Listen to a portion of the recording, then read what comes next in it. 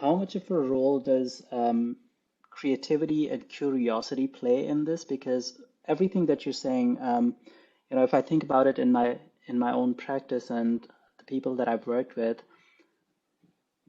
it's the creative people who somehow have this process going where they're not just stuck on the feature and the ROI and the monthly active users on a particular aspect of the product.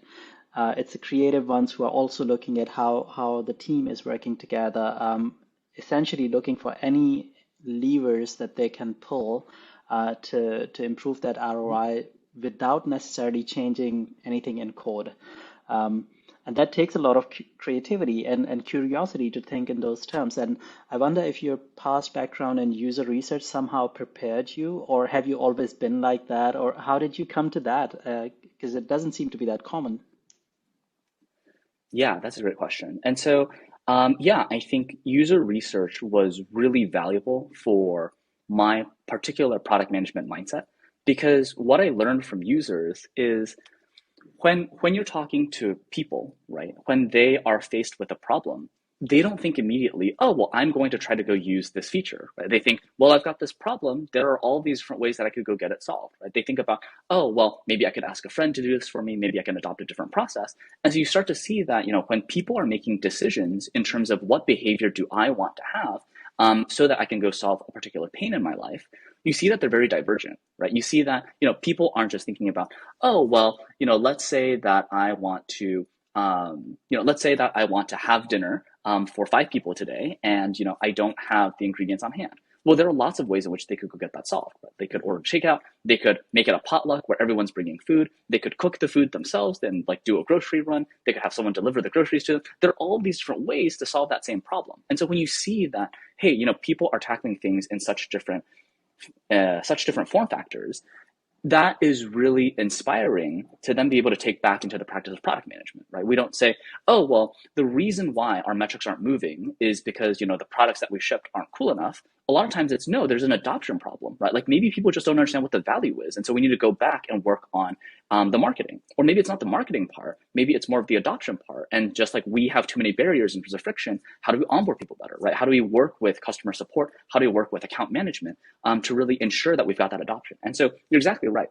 Many times, product can actually move metrics upward with no code changes, right? Like you can actually drive much larger impacts by better understanding how are people actually using your product and what are the challenges that they have in terms of using it successfully.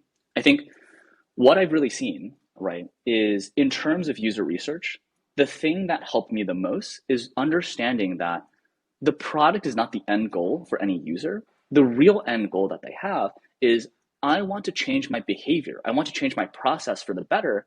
And the product is simply a tool for that. And so if we can get them to that new behavior, get them to that new process, that's the win, right? And so product is only one of the many different levers that are available to us as product managers.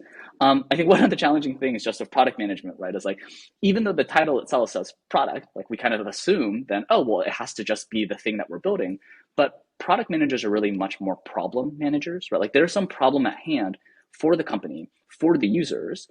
What are the different levers that are available to us that is not necessarily just design or engineering? What are the ways in which we can change how people perceive our product, how they adopt our product, how the product itself is actually built? And so, yeah, I think coming from user research has been incredibly valuable. And that's why I think, a lot of times when I see, hey, there are these different job requisites, right, that say, oh, well, you have to have been a product manager before, or they say you have to have been an engineer before.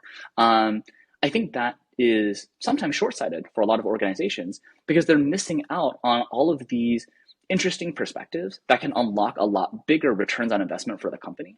When someone comes from, let's say, a humanities background, when someone comes from, let's say, a user research background, or when someone comes from like a support background, right? Like they have a lot of perspectives that can be valuable for the particular problem that the organization is trying to solve. And so kind of that's why I encourage people that if you're interested in product, it's not that, how do I phrase this? If you want to become a product manager, it's not so much, hey, I specifically want to be a product manager at Facebook or Google. It's more about, I've got some set of skills, and out there are all these different companies that have different kinds of pains. Which kinds of organizations can I best help with their specific pains using my specific skill set, right? It's all about that product market fit where we ourselves are the product and hiring organizations are the market. And so there are all these different kinds of customers out there. They have all these different pains. If we can understand that, hey, someone who's trying to launch a totally new product, that company is very different from a company that's trying to scale a product to be 3 times bigger than it used to be. And we understand that there's that skill set difference. We can position ourselves a lot more effectively to then be able to go after the organizations that will value us the most. And so that's really what I see in terms of unlocking that value is if we want to be able to create the most value possible for users and companies, it's all about where will our skills be most appreciated? What is the maximum impact that we can unlock because of the perspectives that we have? Right? And so that's really how I think about bringing these different experiences to the practice of product management.